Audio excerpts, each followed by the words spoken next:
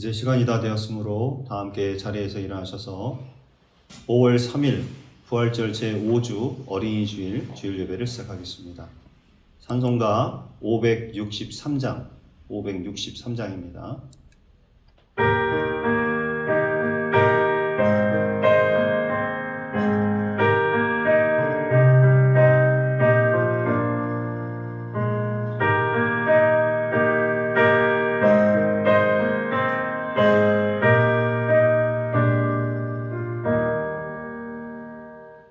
예수 사랑하심을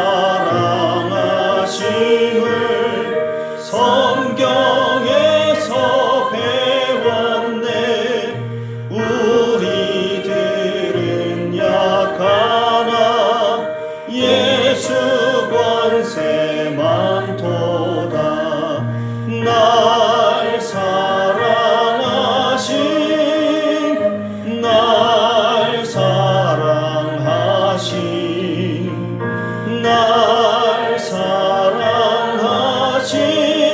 성경에 쓰였네. 나를 사랑하시고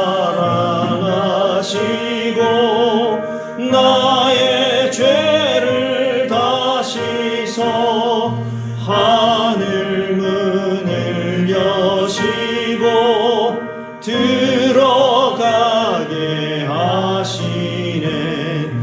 날 사랑하심 날 사랑하심 날 사랑하심 성경에 쓰였네.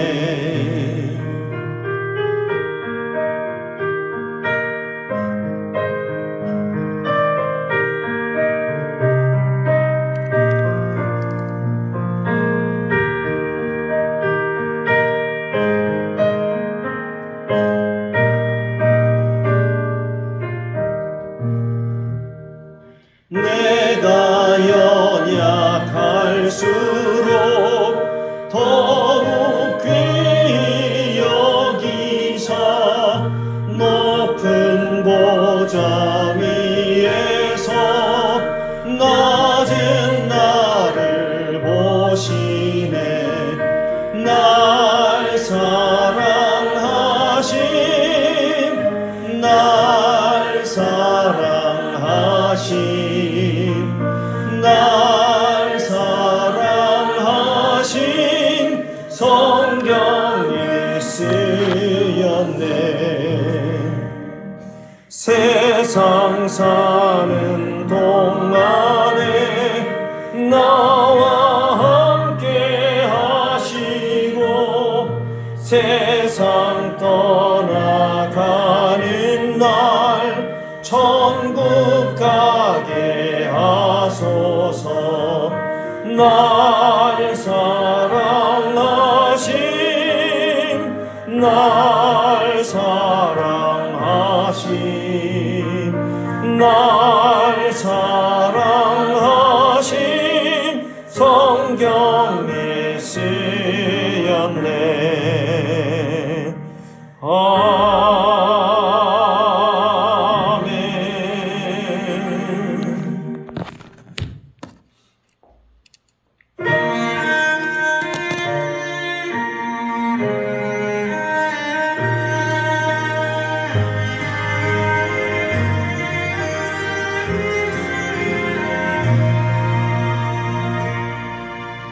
나는 하나님을 예배하는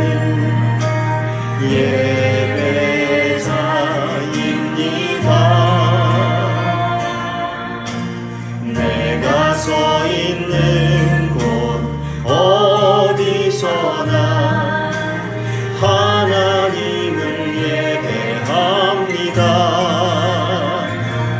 내 영혼 거룩한 은혜를 향하여 내 마음 완전한 하나님 향하여 이곳에서 하루이씩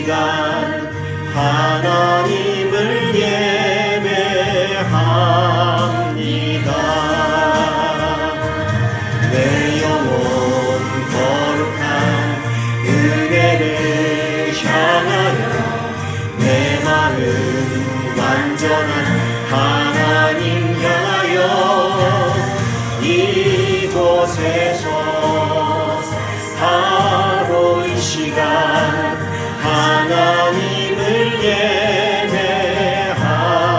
예배합니다.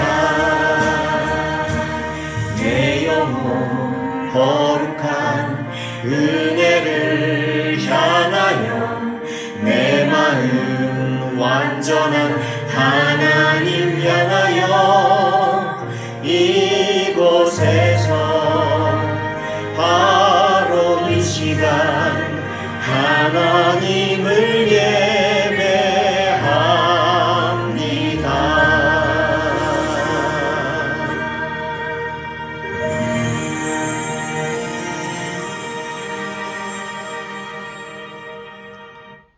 자, 우리 다 함께 화면을 보면서 신앙 고백으로 우리 사도신경으로 우리 신앙을 고백하도록 하겠습니다.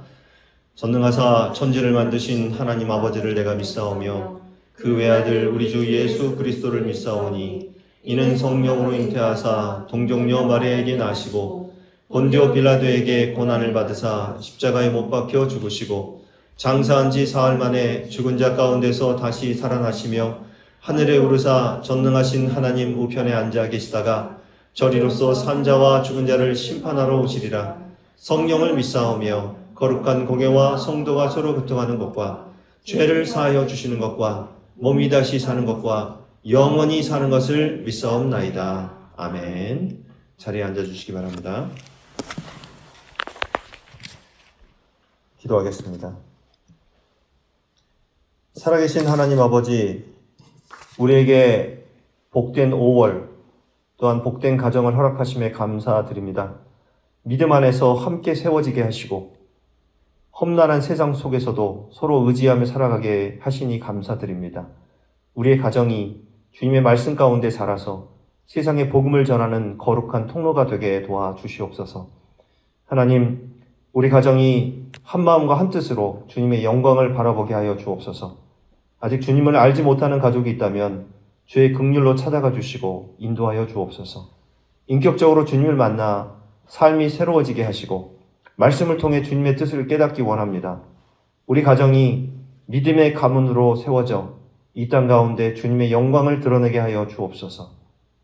하나님, 우리 교회와 이 땅의 모든 교회가 가정과 함께 하나님의 나라를 이루어가게 하여 주옵소서. 어린아이부터 어른에 이르기까지 세대가 하나 되어 주님을 찬양하며 예배하게 하여 주옵시고 만남과 교제가 풍성한 공동체가 되게 하시고 우리의 삶을 통해 세상이 따뜻하게 변화되게 하여 주옵소서. 하나님, 질병과 사고로 고통 가운데 있는 이들을 기억하여 주옵소서. 몸의 아픔이 마음의 낙심으로 이어지지 않게 하시고 소망 되신 주님을 의지하게 하여 주옵소서. 주께서 주시는 위로와 평안으로 붙들어 주시고 절망과 좌절에서 건져 주시옵소서. 다시 소망을 바라보기 원합니다. 하나님의 신실하심을 온전히 신뢰하게 도와주옵소서. 오늘도 우리가 주님 앞에 나왔습니다. 우리가 이 예배를 통해서 우리의 마음의 위로를 받고 힘을 얻고 또 하나님을 만나고 하나님의 뜻을 알게 하시고 하나님의 음성을 듣는 귀하고 거룩한 예배가 될 수 있도록 축복하여 주옵소서. 우리 예배 가운데 함께 하시며 늘 우리와 동행해 주시는 우리 주 예수 그리스도의 이름으로 기도하옵나이다. 아멘.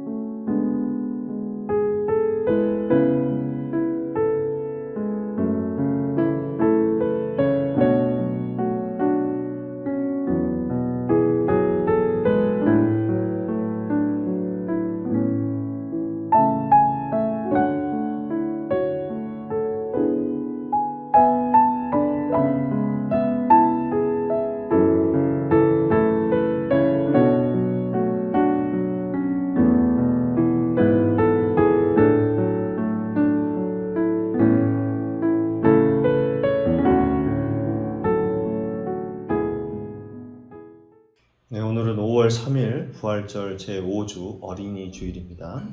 오늘 우리에게 주신 하나님 말씀은 창세기 37장 1절에서 4절 그리고 18절에서 24절 말씀입니다. 한 절씩 교독하고 마지막 절은 같이 읽도록 하겠습니다. 제가 먼저 읽겠습니다. 야곱이 가나안 땅 곧 그의 아버지가 거류하던 땅에 거주하였으니 야곱의 족보는 이러하니라. 요셉이 17세의 소년으로서 그의 형들과 함께 양을 칠 때에 그의 아버지의 아내들 빌하와 실바의 아들들과 더불어 함께 있었더니 그가 그들의 잘못을 아버지에게 말하더라. 요셉은 노년에 얻은 아들이므로 이스라엘이 여러 아들들보다 그를 더 사랑하므로 그를 위하여 채색옷을 지었더니 그의 형들이 아버지가 그들보다 그를 더 사랑함을 보고 그를 미워하여 그에게 편안하게 말할 수 없었더라. 요셉이 그들에게 가까이 오기 전에 그들이 요셉을 멀리서 보고 죽이기를 꾀하여 서로 이르되 꿈꾸는 자가 오는도다. 자 그를 죽여 한 구덩이에 던지고 우리가 말하기를 악한 짐승이 그를 잡아먹었다 하자 그의 꿈이 어떻게 되는지를 우리가 볼 것이니라 하는지라. 르우벤이 듣고 요셉을 그들의 손에서 구원하려 하여 이르되 우리가 그의 생명을 해치지 말자. 르우벤이 또 그들에게 이르되 피를 흘리지 말라 그를 광야 그 구덩이에 던지고 손을 그에게 대지 말라 하니 이는 그가 요셉을 그들의 손에서 구출하여 그의 아버지에게로 돌려보내려 함이었더라. 요셉이 형들에게 이르매 그의 형들이 요셉의 옷 곧 그가 입은 채색 옷을 벗기고 함께 읽습니다. 그를 잡아 구덩이에 던지니 그 구덩이는 빈 것이라 그 속에 물이 없었더라. 아멘. 자, 오늘은 창세기 강의 41번째 41번째 시간으로서 창세기 37장을 본문으로 해서 채색 옷을 벗고 섭리의 옷을 입은 요셉이라는 제목으로 하나님의 말씀을 증거하겠습니다. 창세기 37장은 요셉이라고 하는 새로운 인물이 등장하고 있습니다.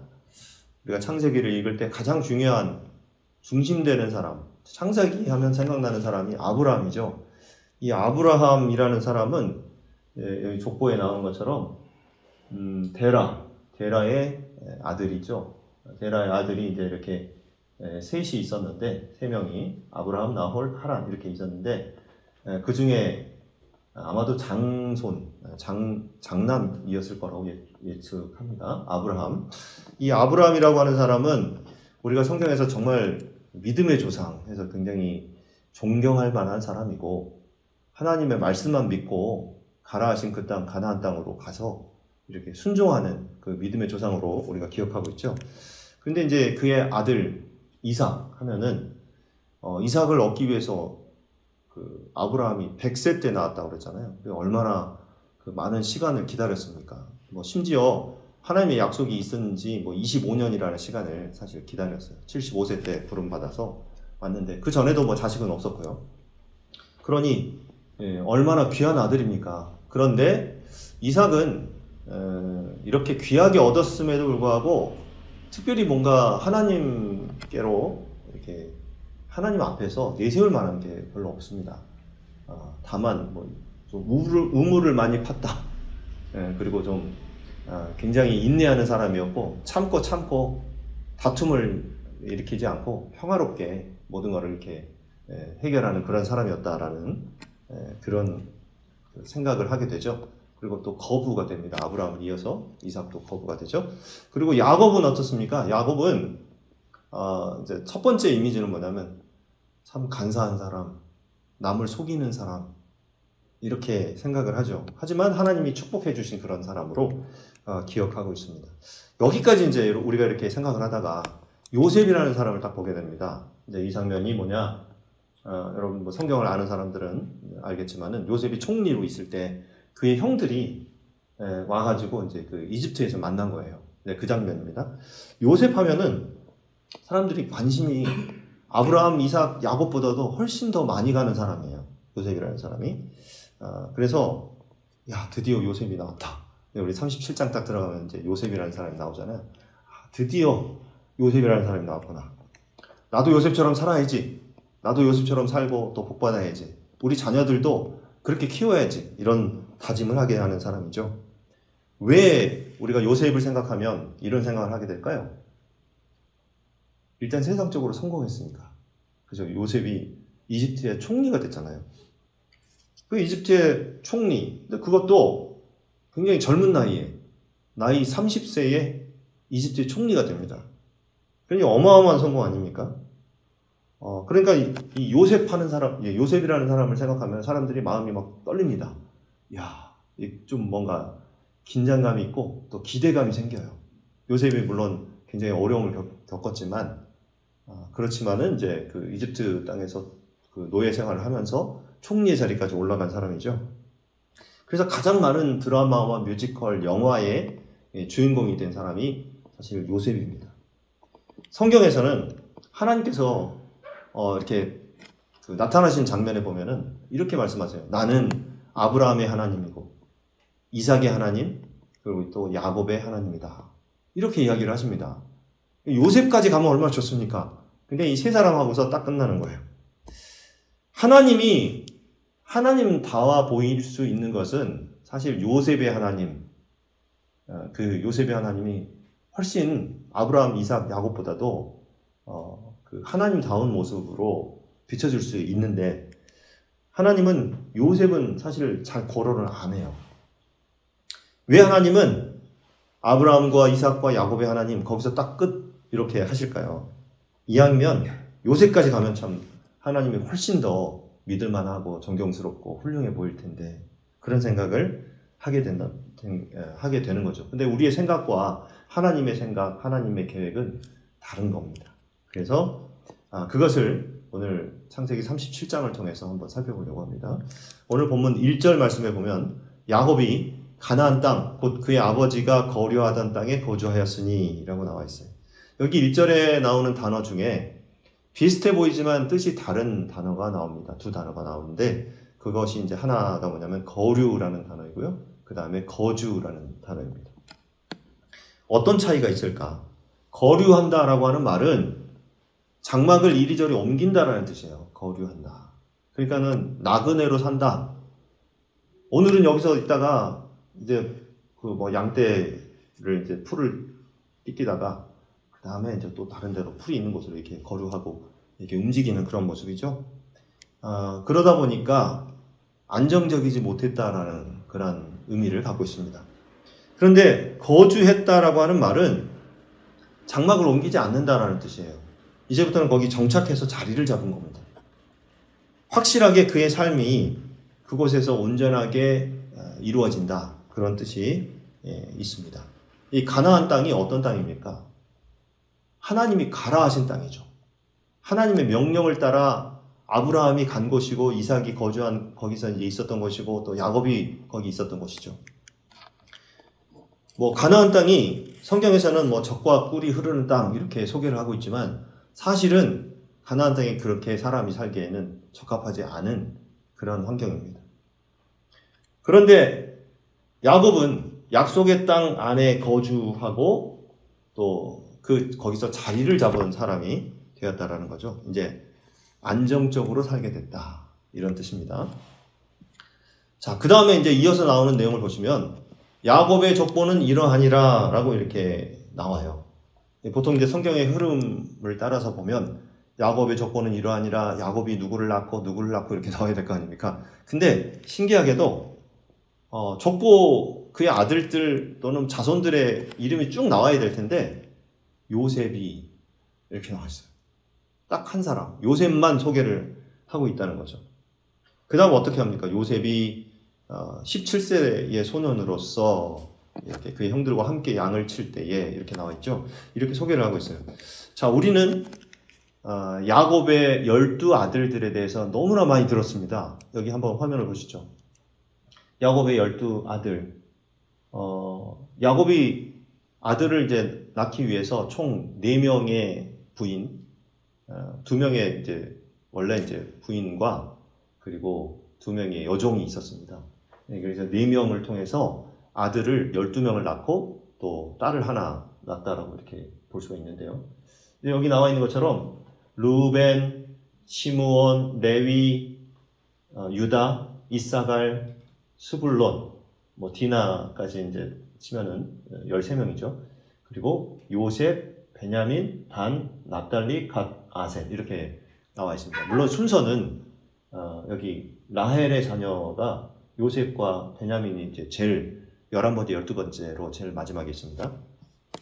자, 우리가 이렇게 12명의 이름들은 앞에서 사실 성경에서 많이 소개를 했었습니다. 그래서 일부러 야곱의 자손들에 대한 이야기를 쭉 해야 되는데 하지 않고 요셉에게 집중하기 위해서 이제 요셉의 이야기를 이어나가는 거죠. 그 중에서 야곱의 자손들 중에 요셉이라고 하는 사람은 어떤 사람이었는가, 이것에 대해서 얘기를 하고 있습니다. 그러니까 분명히 요셉이 중요한 인물이기는 한 것 같습니다. 성경도 그에게 주목해서 이렇게 야곱의 다른 아들들, 자손들에 대한 이야기를 쏙 빼고 요셉에 대한 이야기로 그냥 본론으로 쑥 들어가 버리는 그런 내용을 볼 수가 있어요. 그런데 과연 요셉이 정말 어렸을 때부터 훌륭한 사람이었는가? 그가 정말 천재적이었고 또 영재였던 그런 아이였는가? 그리고 신앙적으로 훌륭했는가라는 그런 질문을 던져보게 됩니다. 성경의 어떤 모습을 성경은 주목하고 있었을까 하는 것이죠. 먼저 그 17세, 요셉이 17세의 소년으로서 그의 형들과 함께 양을 칠 때에 라고 나와 있는데 17살이면요 장성한 청년이라고 볼 수가 있습니다. 우리 은결이가 이제 18살이죠. 18살이니까 또 요셉하고 같은 나이, 거의 비슷한 나이죠. 그런데 이제 마지막 부분에 보시면 그가 그들의 잘못을 아버지에게 말하더라, 고자질했다, 이런 얘기예요. 여기서 잘못이라고 하는 이 단어는요 원어에 보면은 천천히 움직인다라는 뜻이에요. 천천히 움직인다. 그러니까 형들이 양을 팔아먹었다든지 아니면 딴짓을 했다든지 이런 게 아니고요. 천천히 움직였다. 형들이 양을 치는데 부지런히 막 뛰어다니지 않고 천천히 움직이는 그걸 아버지한테 고자질했다. 웃기지 않습니까? 아버지, 셋째 형이요, 오늘은 천천히 걸어다니더라고요. 이런 걸 고자질을 했어요. 어떤 형은 그냥 누워서 이러고 누워서 그냥 낮잠만 자더라고요. 이런 걸 고자질했다는 거. 이게 그 한 명의 일거수일투족을 그냥 이렇게 감시를 했다, 이런 말이죠. 자, 3절. 요셉은 노년에 얻은 아들이므로 이스라엘이 여러 아들들보다 그를 더 사랑함으로 그를 위하여 채색옷을 지었더니 라고 나와 있어요. 성경은 말하고 있습니다. 요셉이 그렇게 훌륭하거나 그렇게 뛰어나거나 뭔가 앞서간 사람이었기 때문이 아니라 단순히 야곱이 노년에 얻은 아들이었기 때문에 야곱이 다른 아들들보다도 훨씬 이 아들을 사랑했다, 더 사랑했다, 이렇게 이야기를 하고 있습니다. 야곱이 줄 수 있는 최고의 사랑은 뭐냐? 다른 아들들보다 요셉을 더 사랑하는 것이었습니다. 그랬더니 결과가 어떻게 됐느냐? 2절 하반절에 보시면은 그가 그들의 잘못을 아버지에게 말하더라, 이렇게 나와 있어요. 여러분, 야곱이 몇 살에 요셉을 낳았을까요? 우리는 잘 모르죠. 성경에 이제 보면은 요셉은 야곱이 91세에 낳은 아들이라고 나와 있습니다. 그러니까 90세가 넘은 아들이기 때문에 정말 귀한 아들이죠. 게다가 이삭, 그의 아버지였던 이삭도 100세 때 낳았잖아요. 그 할아버지가 100세 때 낳은 아들이니까 나이가 많이 들어서 낳은 아들이 얼마나 귀했겠습니까? 근데 이 아들이 누구의 아들이었어요? 아까 족보에 봤죠? 라헬의 아들이었어요. 라헬이 낳은 아들이었어요. 자기가 너무 사랑해서 7년을 며칠같이 여겼던 그 여자, 그리고 결과적으로 14년을 봉사해서 거기에서 이 아내로 얻은 그 라헬의 아들, 그러니 얼마나 귀했겠습니까? 그래서 그는 어떻게 했다고요? 채색옷을 지어줬다.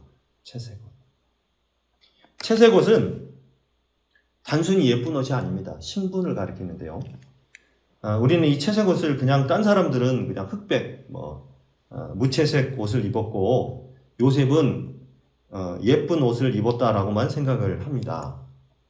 근데 이제 이게 형들이 지금 그 요셉이 입은 옷을 막 이제 벗기는 그런 장면입니다. 요셉의 이야기를 다룬 유명한 애니메이션이 있죠. 이집트 왕자 2.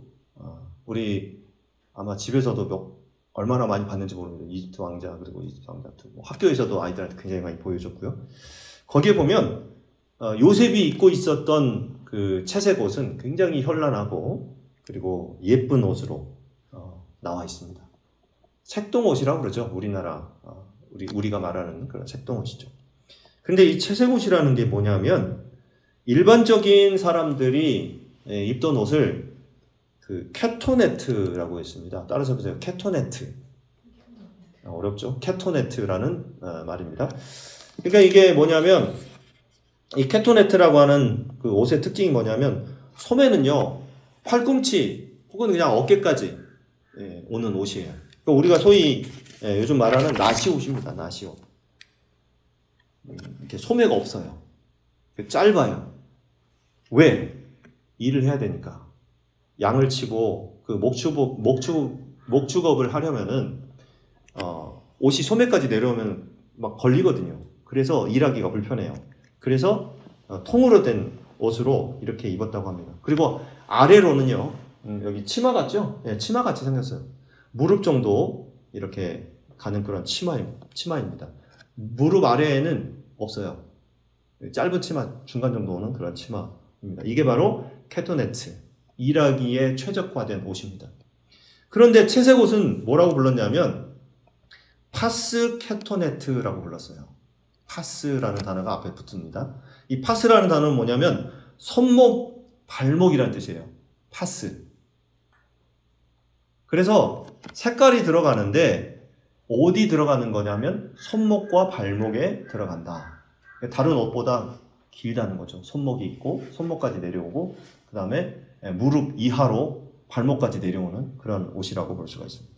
이 파스 캐토네트 이 옷을 입었다는 것은 뭐냐면 일을 하지 마라 이런 뜻이에요.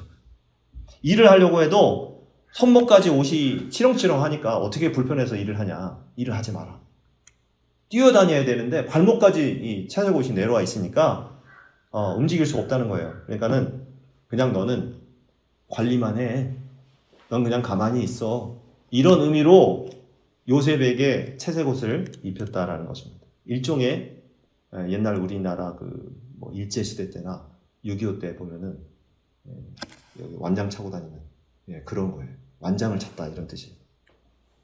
그러니까 너는 다른 형들처럼 일하지 말고 형들이 일하는 거 감시하고 나한테 보고해라. 뭐가 잘못된 거 있으면 보고하고 형들이 일 안 하고 농땡이 치고 있으면 그거 보고해. 이렇게 했다는 거예요. 그런데 요셉은 야곱의 몇 번째 아들일까요? 11번째. 12명의 아들들 중에 요셉이 11번째입니다. 그 다음에 이제 바로 이제 막둥이 동생, 이제 마지막 동생이 베냐민이죠. 11번째 동생이란 말이에요. 그러니까 뭐가 이게 순서가 안 맞죠.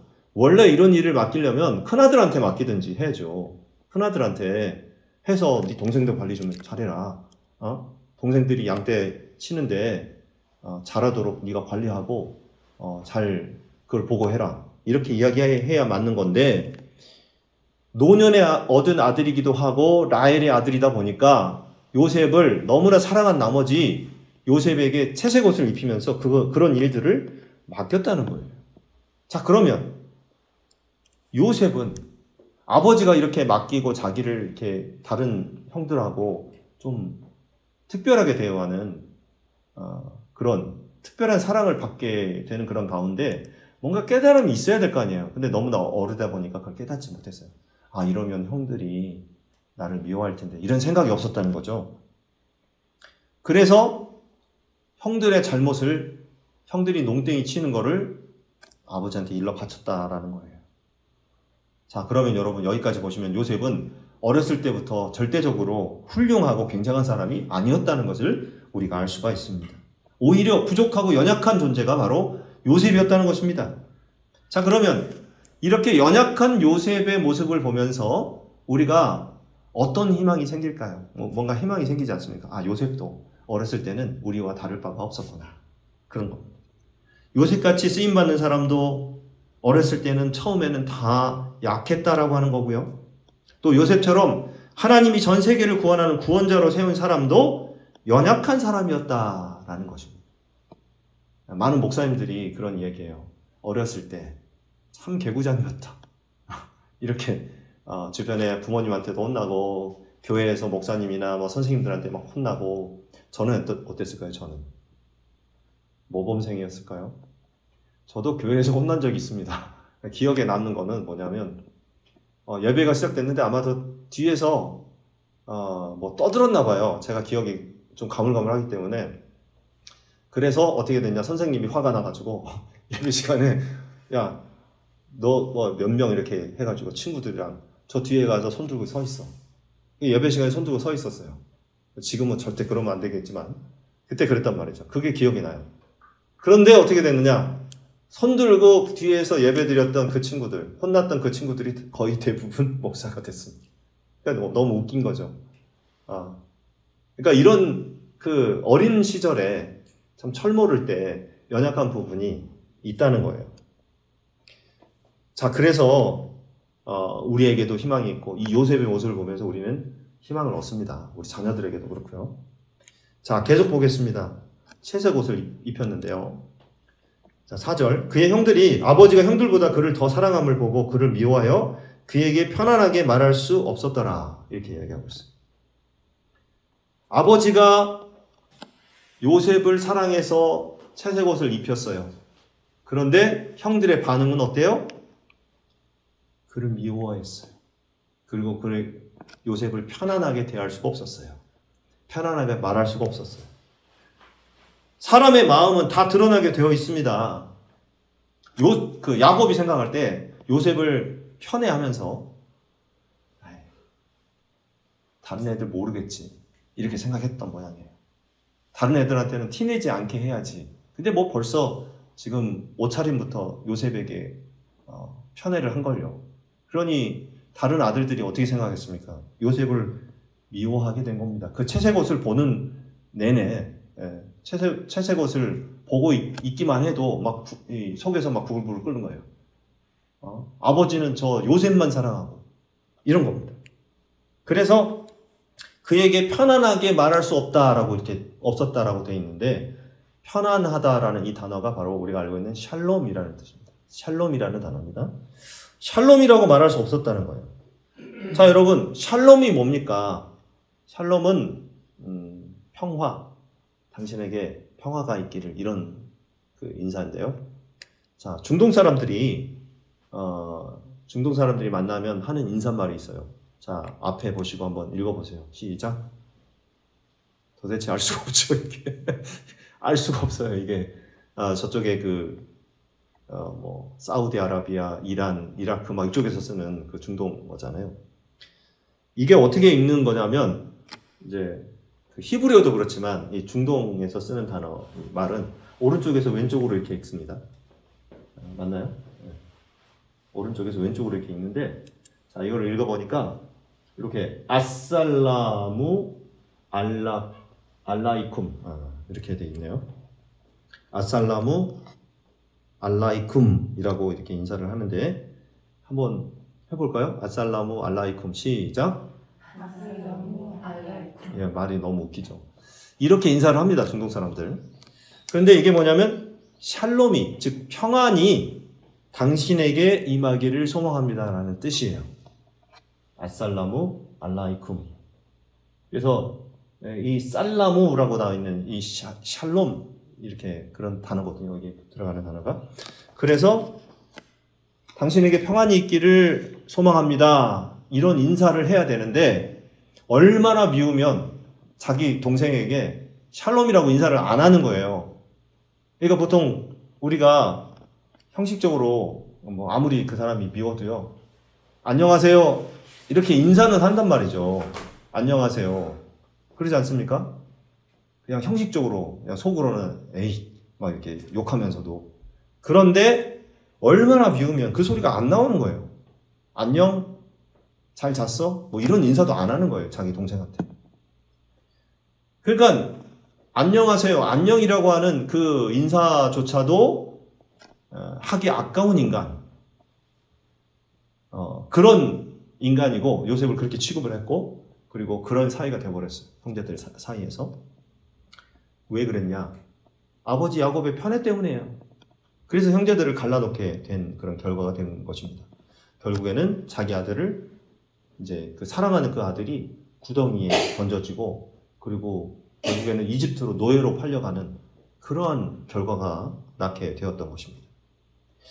이게 우리 삶 가운데 너무나 많습니다. 우리는 좋은 뜻으로 한 거예요.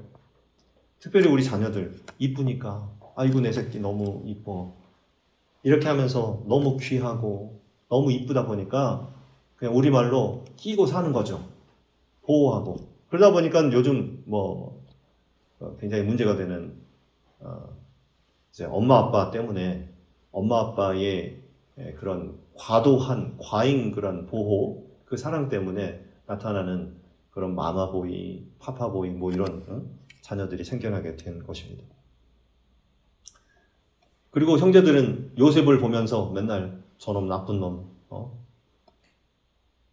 아버지한테 편애만 받고, 그리고서 우리가 잘못한 거, 이거 뭐 자기네들이 생각할 때는 좀 쉴 수도 있죠. 앉아서 쉴 수도 있죠. 근데 그걸 보고서, 형 쉬었어? 그러고서는 아빠한테 고자질을 하고, 막 이런 나쁜 놈이 되어버린 거죠. 그리고 이제 18절로 이제 넘어가면요. 어쨌든 양을 치기 위해서 형제들과 함께 요셉이 가게 됩니다. 근데 요셉이 그들에게 가까이 오기 전에 그들이 요셉을 멀리서 보고 죽이기를 꾀하여. 요셉이 왜 죽임을 당할 위기에 지금 처해 있습니까? 채색옷 때문에 그렇죠. 그러니까 아버지가 내 아들 잘 되라고, 내 아들 너무 사랑해서 그렇게 했던 행동이 결국에는 그 아들을 죽게 만드는 그 결과가 되었다는 것입니다. 우리는 자녀를 위해서 기도할 때 뭘 위해 기도할까요? 자녀가 잘 되기를 위해서 기도하겠죠. 자녀가 하나님의 축복을 많이 받기 위해서 기도하고 있습니다. 하지만 정말 우리가 지혜로운 부모가 되지 않으면 자녀를 향한 우리의 마음 때문에 그 자녀가 잘못된 길로 갈 수도 있다. 이걸 생각해 봐야 됩니다. 정말 바르게 크는 것이 무엇인가를 계속적으로 하나님께 물어봐야 된다는 거예요. 그리고 하나님의 도우심을 받고 하나님의 인도하심을 따라서 이 자녀들이 잘 자라도록 그렇게 기도를 해야 된다는 것입니다. 요즘 가정마다 보통 자녀들이 하나 아니면 둘, 좀 많으면 셋 이렇게 됩니다. 물론 뭐 그 중에서도 뭐 5 이상 낳는 그런 가정도 있긴 해요. 제가 이렇게 그냥 건너 아는 목사님 자녀가 뭐 7인가 뭐 8인가 뭐 이런 자녀도 있고, 또 우리 그 청주 안에서도 예전에 뭐 10명인가 12명인가 있는 저쪽에 그 남이면에 그런 가정도 있긴 합니다만은 그건 특별한 데고, 요즘은 보통 자녀 낳아서 기르기가 너무 힘드니까 돈도 많이 들고 하니까 보통 하나 둘 그 이상은 안 낳으려고 합니다. 그렇죠? 뭐 그래서 자녀가 몇이냐고 이렇게 물어보면 우리처럼 딸 둘에 아들 하나 그러면은 정말 뭐 금메달감이라고 하든지, 아니면 부럽다고 하든지, 아니면은 뭐 나라에 충성을 했다든지 막 이렇게 이야기를 하는 거죠. 자, 그런데 하나 둘이다 보니까 자녀가 우상이 되는 경우가 있습니다. 그래서 자녀들에게 모든 걸 다 맞춰줘요. 그래 알았다. 너만 잘 되면 되지 뭐 하면서 필요한 거 다 채워주고 하다 보니까 결국엔 어떻게 됩니까? 자녀들이 잘못된 길로 가게 된다는 거예요. 얼마나 잘못된 길로 빠지는 경우가 많습니까? 부모들의, 물론 뭐 금수저들이 많이 있죠, 우리나라에도. 그러다 보니까 필요한 것들, 돈, 그 다음에 필요한 모든 것들을 다 부모로부터 공급받고 그냥 남들 부럽지 않게 부족함 없이 살다 보니까 나쁜 길로 빠지는 경우도 많이 있습니다. 그러다 보니까 우리가 부모로서, 이제 앞으로 부모가 될 사람들로서 생각을 잘해야 된다는 거예요. 어떻게 그 자녀를 지혜롭게 키울 것이냐, 이걸 생각해 봐야 돼요. 내가 뭔가 그 아이들한테 해달라는 거 다 해줘야지만 되는 것 같은, 그래야지만 아이들이 잘 될 것 같은 그런 오해와 착각을 버려야 된다는 것입니다. 19절, 서로 이르되 꿈꾸는 자가 오는도다. 이제 형들이 이야기하죠. 저 꿈꾸는 자, 꿈꾸는 자가 온다. 네, 이거는 왜 그렇게 이야기했는지 여러분 아시죠? 요셉이 이제 꿈을 꾸어서 이제 몇 가지 꿈을 꾸게 됩니다. 근데 거기서 이 형들이 더 이 요셉을 미워하는 거예요. 지가 무슨 왕이야? 뭐 엄마 아빠가 자기한테 절하고 또 이 나머지 형들이 자기한테 절하는 그런 꿈을 이제 이야기를 하니까 더 미워 죽겠는 거예요. 그래서 이제 별명이 꿈꾸는 자가 된 겁니다. 그리고 어떻게 합니까? 자, 그를 죽여 한 구덩이에 던지고 우리가 말하기를 악한 짐승이 그를 잡아먹었다 하자. 그의 꿈이 어떻게 되는지를 우리가 볼 것이니라 하는지라. 되겠죠. 끔찍한 계획을 세웁니다. 동생이다 보니까 뭐 칼과 창으로 죽이는 것은 이제 너무 그거는 아닌 것 같다 이렇게 생각했던 모양이에요. 그런데 구덩이에 던져버리자 이렇게 이야기를 하는 거죠. 구덩이에 던지면 악한 짐승이 와서 죽이든지 아니면 그냥 뭐 못 먹어서 굶어 죽든지 뭐 이렇게 둘 중에 하나니까요. 어차피 못 나오니까 이렇게 구덩이에 던지자라고 하는 계획을 하게 됩니다. 자, 당시에 구덩이는 뭐냐면 이렇게 뭐 짐승을 잡기 위해서 파놓은 그런 구덩이죠. 그러다 보니까 구덩이에 물이 들어가면 물구덩이 되는 거예요. 물이 있으면 그냥 오래 못 버티고 죽는 겁니다. 뭐든지 사람이든 뭐 동물이든. 그런데 여기에 물이 빠지게 되면 그냥 빈 구덩이가 되는 거예요. 마른 구덩이가 되는 거죠. 그래서 물구덩이에 던지게 되면 바로 죽게 되니까 이제 어쨌든 구덩이가 당시에는 이제 비어 있었다라고 이렇게 성경에서 이야기하고 있죠. 사실 이것도 하나님의 은혜예요. 요셉이 바로 죽지 않도록 마른 구덩이가 말라 있게끔 하나님께서 그렇게 예비하신 것입니다. 그래서 구덩이에 던져버리자라고 하는 이 계획이 얼마나 잔인한 계획인가를 알 수가 있어요.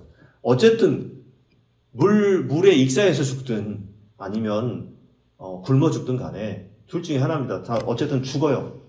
구덩이에 던지면 나머지 10명의 형은 동생을 살리고자 하는 마음이 별로 없습니다. 뭐 우리가 성경에 물론 본문에서 읽었지만 르우벤이라는 형이 야 죽이지 말자 그리고 구덩이에 던지자 이렇게 했었던 그 아마 마음이 그렇게 이야기하고서 시간이 지나면은 던져서 그냥 살려주려고 아버지한테 돌려보내려고 했다라고 이렇게 기록을 하고 있지만 어쨌든 채색옷 때문에 요셉은 죽임당할 그 위기에 처하게 되었던 것입니다. 요셉이 등장하자 그들이 제일 먼저 했었던 행동이 뭐냐? 요셉이 형들에게 이르매 그의 형들이 요셉의 옷 곧 그가 입은 채색옷을 벗겼다라고 되어 있어요. 아버지의 잘못된 사랑이 그 옷에 대한 형들의 집착을 낳은 것입니다. 그러다 보니까 꼴도 보기 싫다 저 채색옷. 그래서 빨리 벗겨. 그래서 채색옷을 벗긴 겁니다. 그리고 그를 잡아 구덩이에 던지니 그 구덩이는 빈 것이라 그 속에 물이 없었더라 라고 되어 있습니다. 바로 이것이 비어있는 구덩이가 하나님의 은혜이고 하나님의 돌보심이었다는 것을 우리 다시 한번 생각해 봅니다. 아버지는 사랑한다고 한 일이 오히려 아들을 죽이는 일이 되었고 형들은 그 왜곡된 아버지의 사랑에 화가 나서 분노해서 그 동생을 죽이려고 했다는 거예요. 그런데 그때 하나님은 어떻게 하셨어요? 그 구덩이를 비어있게 만들었다. 물이 들어가 있지 않게 만들었다는 것입니다. 물이 있었다면 요셉은 어떻게 돼요? 바로 얼마 못 버티고 그냥 물에 익사해서 죽었을 거예요. 그런데 빈 구덩이였기 때문에 그는 죽더라도 서서히 죽을 운명이 되었다는 것입니다. 그래서 형들의 마음이 움직이기 시작하죠. 그래서 어떻게 됩니까? 다시 끌어올려지긴 하지만 미디안 그 상인들, 이집트로 가는 미디안 상인들에게 종으로 노예로 팔아 넘기게 되는 것입니다. 하나님께서 연약한 아버지의 그 연약한 아들을 살펴주신 것입니다. 그래서 그 채색옷이 벗겨지는 순간에 하나님이 요셉에게 새로운 기회를 주신 거예요. 그동안 그가 입고 있었던 그 채색옷은 완장인 줄 알았는데 자기를 높여주는 그 옷이라고 알았는데 도리어 그를 죽게 만드는 옷이었다라는 걸 깨닫게 되고 그 옷이 벗겨지는 그 순간에 하나님의 은혜를 경험하게 되었다는 것을 알 수가 있습니다. 도리어 하나님은 이 사건을 통해서 뭘 하고 계십니까? 채색옷을 벗기는 사건을 통해서 요셉에게 하나님께서는 한 번 더 성숙해지는 기회를 주신 거예요. 네가 지금까지 입고 살았던 그 채색옷은 너를 높여주는 옷이 아니라 너를 죽이는 옷이야. 그것은 너의 꿈을 키워줄 옷이 아니라 오히려 너의 꿈을 가로막는 옷이야. 이걸 깨닫게 해주신 거예요. 그래서 요셉은 그 구덩이 밑에서 많은 생각을 했을 겁니다. 많은 깨달음을 얻게 되었을 것입니다. 이제는 채색옷이 자기를 지킬 수 없다는 것을 깨닫게 하셨고요. 지금까지 나의 인생은 채색옷을 의지하는 인생이었다는 것을 깨닫게 된 거예요. 소위 오늘날 이야기하는 금수저죠. 금수저. 아버지는 부자고요. 아버지는 위대한 사람이고 또 그 아버지의 특별한 사랑을 받은 그 아들이 바로 나다라고 생각한 거예요. 요셉이. 그래 금수저죠. 근데 그 금수저의 상징으로 여겨졌던 채색옷이 벗겨지는 순간 요셉은 깨달은 거예요. 내가 믿고 의지할 것은 채색옷이 아니었구나. 내가 이 구덩이에 물이 있었다면 바로 죽었을 텐데 빈 구덩이가 이렇게 하나님께서 하셨구나. 빈 구덩이가 있게 하셨구나. 이걸 거기서 깨닫게 되고 거기서 하나님을 느끼게 된 거예요. 체험하게 된 거예요. 그리고 어리석고 철없던 그 요셉이 그 구덩이 속에서 하나님을 찾는 새로운 사람으로 서서히 변화되기 시작했던 것입니다. 우리도 살다 보면 이런 구덩이를 만날 때가 있어요. 지금까지 믿고 있었던 채색옷, 금수저를 내려놓고 이제는 다시 한번 나의 일생을 돌아볼 때가 된 것입니다. 근데 문제는 뭐냐? 그때가 오지 않으면 그 깨닫게 해주시는 하나님의 그 순간이, 그 상황이, 그 사건이 나에게 찾아오지 않으면 내가 깨달을 수 없다는 것입니다. 요셉처럼 우리는 채색옷을 입고 있을 때 그걸 깨닫지 못하다가 그것을 스스로 벗지 못하고 살다가 그게 벗겨지고 찢겨지는 날에 비로소 하나님을 바라보고 하나님의 계획을 깨닫게 된다는 것입니다. 그래서 이런 연약한 우리에게 하나님은 오늘 창세기 37장을 통해서 요셉의 그러한 연약한 모습을 통해서 요셉이 붙잡히고 구덩이에 던져지는 그런 사건을 통해서 우리에게 말씀하시는 거예요. 너희가 입고 있는 그 채색옷 그걸 의지하지 말아라. 너희를 강하게 하는 것이 아니라 너희를 더 약하게 만든다. 그걸 깨달으라는 것이죠. 그래서 여러분 우리가 채색옷이라고 하는 것을 의지할 때 거기에 갇혀서 우리의 인생이 끝날 수도 있습니다. 그렇기 때문에 그 모든 것을 주신 분이 하나님이시고 나의 모든 삶을 인도하시고 주관하시는 분이 하나님이라는 것을 깨닫고 우리의 마음을 하나님께 드리고 우리의 삶을 하나님께 맡길 수 있는 저와 여러분들이 되시길 바랍니다. 오늘이 이제 어린이 주일이라고 그랬잖아요. 이 어린이 주일에 제가 이제 오늘 요셉의 이야기를 통해서 여러분들에게 몇 가지 말씀드리려고 합니다. 첫 번째는 뭐냐면 자녀들에게 부지런히 하나님의 말씀을 가르치고 하나님의 신앙을 전수해 줘야 된다. 이런 거예요. 그런데 신명기 6장 6절에서 7절에 보면 이렇게 나와 있어요. 오늘 내가 내게 명하는 이 말씀을 너는 마음에 새기고, 즉 부모가 자녀에게 하나님 말씀을 가르치고 신앙을 전수하기 전에 먼저 자신의 마음에 그것을 새겨라. 이겁니다. 부모가 먼저 신앙으로 모범을 보여라. 그리고 7절에 내 자녀에게 부지런히 가르치며 집에 앉았을 때에든지 길을 갈 때에든지 누워있을 때에든지 일어날 때에든지 이 말씀을 강론할 것이며 이렇게 나와 있어요. 그 말씀을 성실하게 언제 어디든 어느 상황에서든 그 말씀을 가르치라고 말씀하고 있어요. 잠언 22장 6절에 보시면 마땅히 행할 길을 아이에게 가르치라. 그리하면 늙어도 그것을 떠나지 아니하리라 라는 말씀이 나와 있어요. 그래서 마땅히 행할 길, 즉 하나님의 말씀, 하나님의 뜻을 자녀들에게 가르치고 그러면 그 자녀가 나이가 들어서도 늙어서도 그것을 떠나지 않게 된다고 말씀하고 있습니다. 두 번째는 신앙의 본이 되는 삶인데요. 에베소서 6장 4절에 보면 또 아비들아 너희 자녀를 노엽게 하지 말고 오직 주의 교훈과 훈계로 양육하라 라는 말씀이 나와 있어요.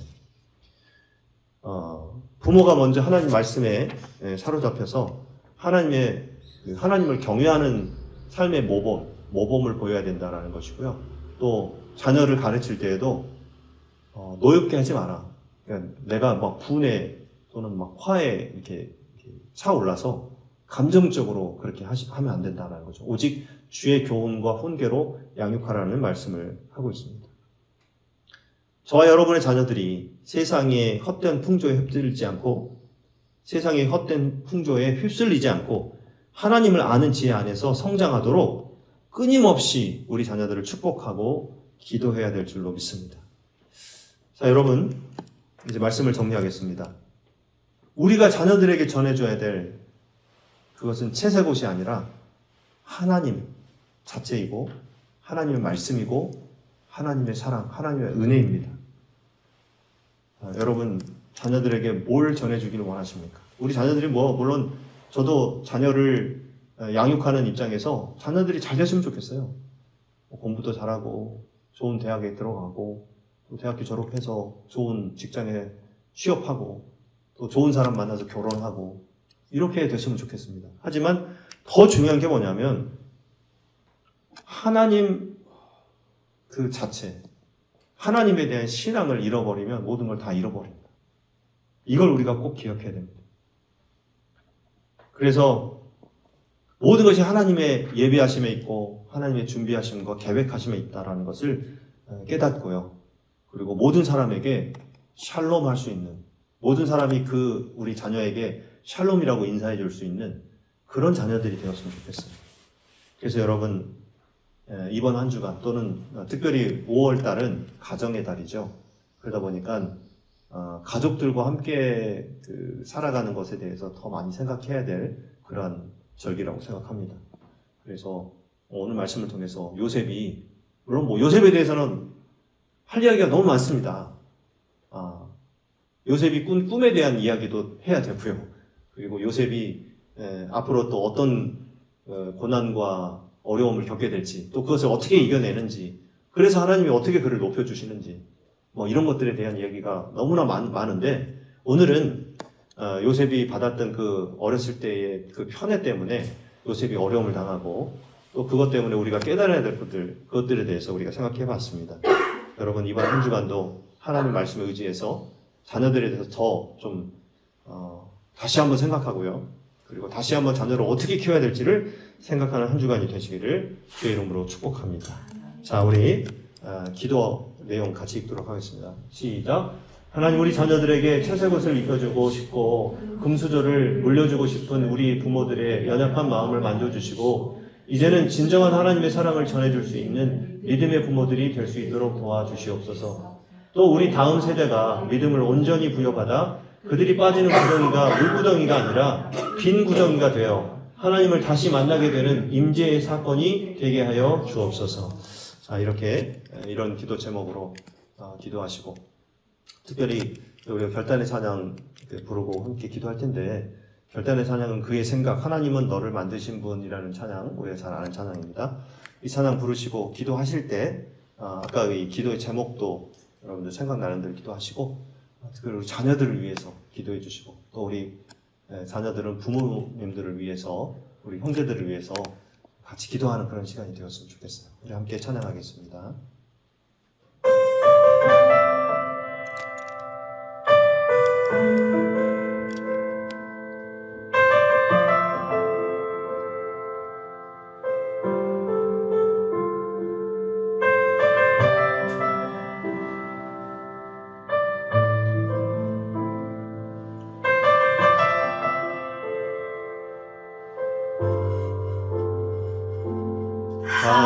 하나님은 너를 만드신 분, 너를 가장 많이 알고 계시며, 하나님은 너를 만드신 분, 너를 가장 깊이 이해하신단다. 하나님은 너를 지키신 분, 너를 절대 포기하지 않으며, 하나님 너를 지키시는 분 너를 쉬지 않고 지켜보신단다. 그의 생각 셀 수 없고 그의 자비 무궁하며 그의 성실 날마다 새롭고 그의 사랑 끝이 없단다.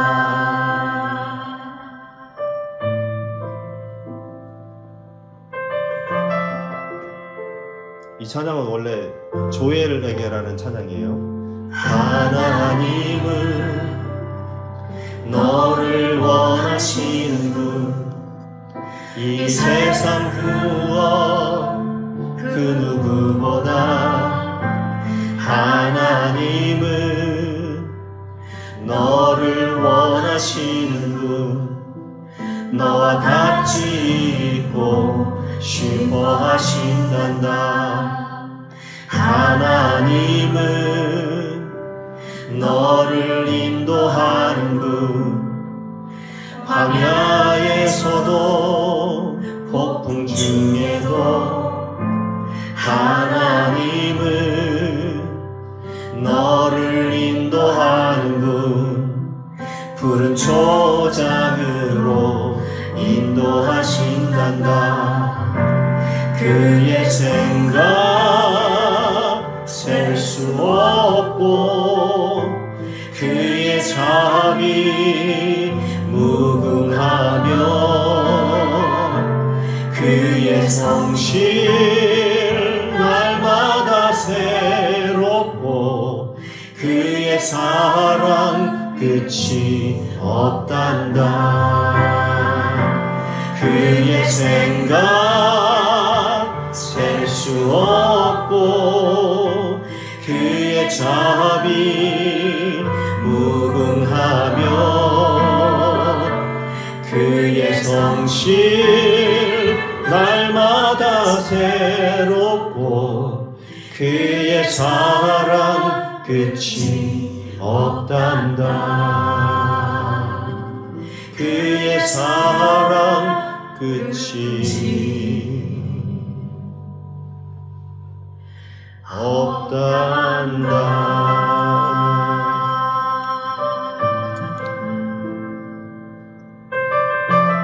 아까 제가 이 곡 제목을 말씀드릴 때 조엘에게라는 그러한 제목인데요. 아버지가 아들에게 들려주는 이야기예요. 그래서 부모가 자녀에게 주는 그런 메시지로 생각하면서 우리 다 함께 우리 오늘 말씀을 생각하고 우리 자녀를 위해서 또 우리 부모를 위해서 가정을 위해서 우리 함께 결단의 기도 드리겠습니다. 기도하겠습니다.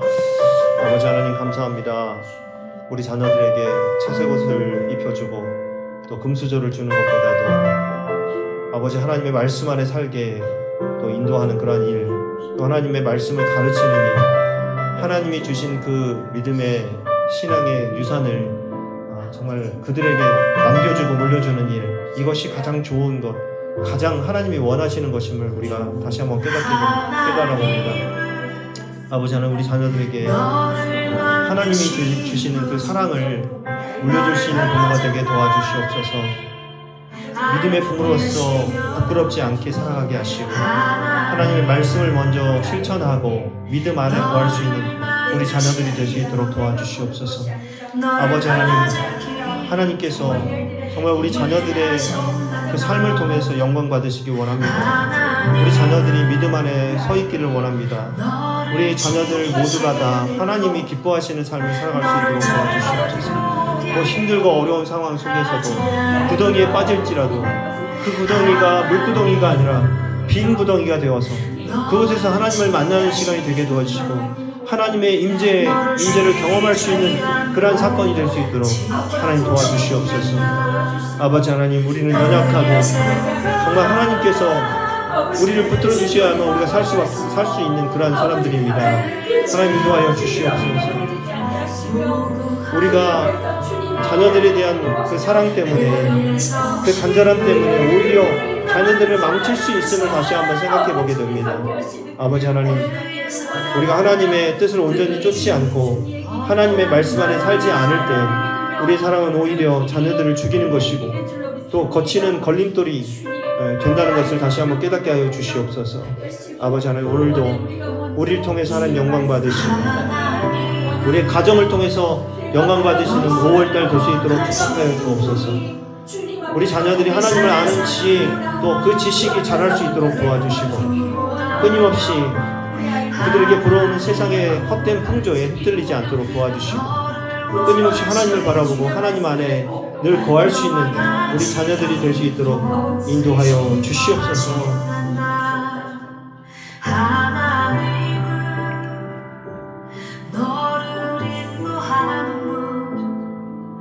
광야에서도 폭풍 중에도 하나님은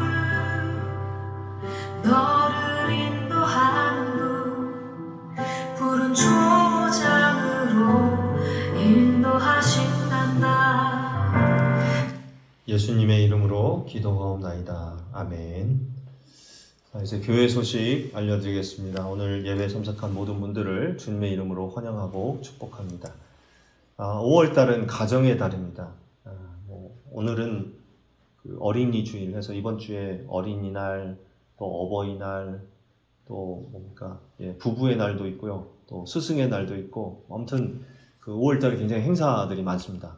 그래서 가족에 대해서 다시 한번 생각해보고, 특별히 가족들이 믿음 안에 서 있을 수 있도록 여러분들이 기도하고 관심을 갖고 우리 자녀들이 정말 세상에서 방황하는 인생이 아니라 하나님 안에 거하고 늘 하나님 말씀 안에서 살아갈 수 있는 그런 자녀들 되기 위해서 기도해주는 그런 한 달 되길 바랍니다.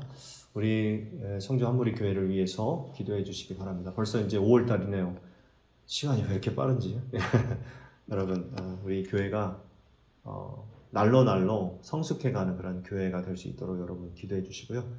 우리 교회가 원래 제가 알기로는 1995년 1월 1일 날 교회 청주 한무리 교회가 세워졌습니다. 설립이. 그러니까 지금 보시면 30년이 되는 그런 교회인데요. 물론 이제 우리가 이제 새로 이렇게 이쪽으로 이주를 해서 시작한 지는 뭐 한 3, 4년 지금 된 건데 여러분들 어쨌든 우리 교회의 영적 부흥을 위해서 많이 기도해 주시고 그래도 희망을 놓지 않고 여기 있는 분들이 한 사람 한 사람이 정말 예수 안에 있고 또 하나님 안에 있고 말씀 안에 있다면 우리가 언제든지 이 교회가 다시 영적으로 부흥될 수 있다라고 저는 믿고 또 그런 희망을 가져봅니다. 우리 교회를 위해서 늘 기도하는 그런 기도의 우리의 기도와 외침을 포기하지 않고 그렇게 우리가 기도했으면 좋겠고요. 우리 자녀들을 위해서 같이 기도해 주시기 바랍니다. 늘 기도하는 거지만 우리 자녀들이 잘 돼야지만 되고요. 근데 특별히 오늘 말씀처럼 중요한 것은 믿음 안에 있어야 되고 하나님 말씀 안에 있어야 되고 하나님을 믿는 그 믿음 안에서 늘 든든하게 잘 세워져 있기를 기도하고 그렇습니다. 우리 한결이가 이번 주 토요일 날 이제 방학을 맞이해서 한국에 들어오는데요. 안전하게 잘 들어올 수 있도록 그리고 또 다음 학기 또 8월달 이후에 9월달에 이제 시작되는 그런 학기에도 잘 준비할 수 있도록 여러분들 기도해 주시기 바랍니다. 우리 현지의 사모님 건강 회복과 우리 그 학교를 위해서 좀 많이 기도해 주시기 바랍니다. 임선 집사님, 고옥순 집사님, 김선 성도님, 재영이 성원님 믿음과 직장 생활과 건강을 위해서 기도해 주시기 바랍니다. 제가 예배 드리는데 우리 옆집 우리 김수원 성도님 자전거 타고 저 오른쪽으로 지나가시더라고요. 그래서 나보고 웃고 가시는데 교회에 그래도 한 달에 몇 번이라도 오셨으면 좋겠다라고 제가 계속 권면을 하고 있거든요. 쉽지는 않지만 그래도 제가 포기하지 않고 찾아갑니다. 찾아가고 어쨌든 그 마음속에 말씀이 들어가고 믿음이 들어갈 수 있기를 여러분도 함께 기도해 주시기 바랍니다. 쉐마 글로벌 학교, 하디 글로벌 학교를 위해서 기도해 주시고 특별히 하디 글로벌 학교를 위해서 기도해 주실 때 이제 학교가 새롭게 이전을 하고 준공 검사도 받아야 되고 또 교육청에 또 등록도 돼야 되고 하는 그런 여러 가지 일들이 있어요. 준비하는 과정이 있는데 여러분 생각날 때마다 그 일을 위해서 기도해 주시고 또 매일매일 기도 운동에 잘 참여해 주셔서 감사합니다. 그리고 성산복 목사님과 전남 미랄 선교단 여수 동백 사랑교회를 위해서 기도해 주시기를 바랍니다. 우리 다 함께 자리에서 일어나셔서 교제하고 봉헌하는 시간을 갖는데요. 자, 이번 한 주간도 하나님으로 인해 평강을 누리며 살아가시기 바랍니다. 시작! 하나님으로 인해 평강을 누리며 살아가시기 바랍니다. 네, 자, 우리 함께 찬양하고 봉헌 기도 축도로 예배를 마치겠습니다.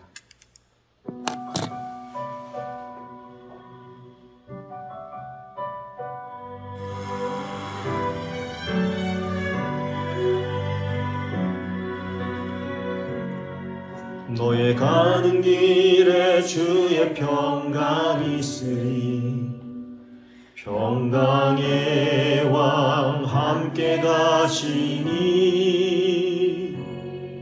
너의 걸음 주 인도하시리 주의 강한 손 널 이끄시리 너의 가는 길에 주의 축복이 있으리 영광의 왕 함께 가시니 내가 밟는 모든 땅 주님 다스리리 너는 주의 길 예비케 되리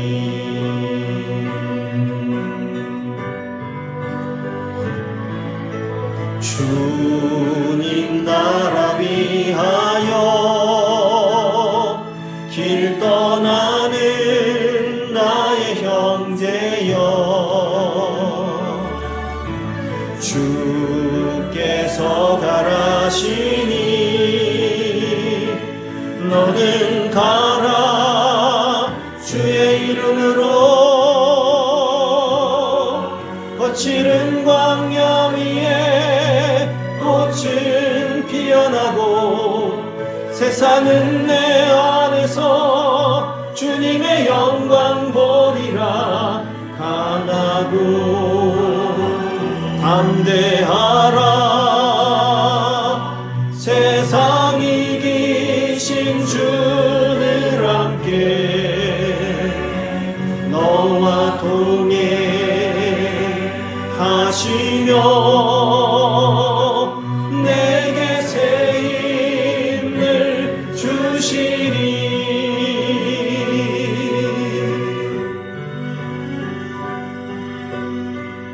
주님 나라 위하여 길 떠나는 나의 형제여 주님 나라 위하여 길 떠나는 나의 형제여 주께서 가라시니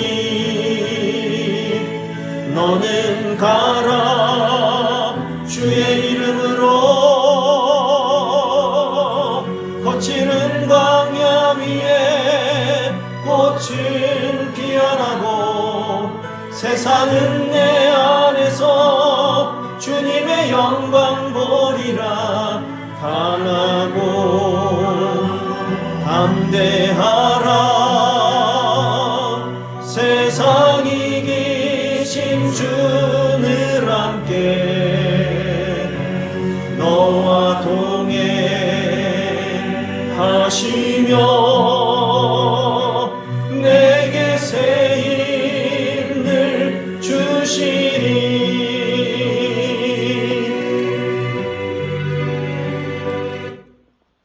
드려진 예물을 위해서 봉헌 기도하고 축도로 예배를 마치겠습니다. 하나님 앞에 우리의 마음과 정성을 다하여 우리의 생명까지 담아서 예물을 드립니다. 기쁘게 받아 주시옵소서. 이 물질이 영원 구원을 위해 사용될 뿐 아니라 우리의 생명을 다하는 그날까지 이 땅에서 하나님이 맡겨주신 사명을 다하여 하나님의 마음에 꼭 드는 사람들이 다 될 수 있도록 우리를 사용하여 주시옵소서.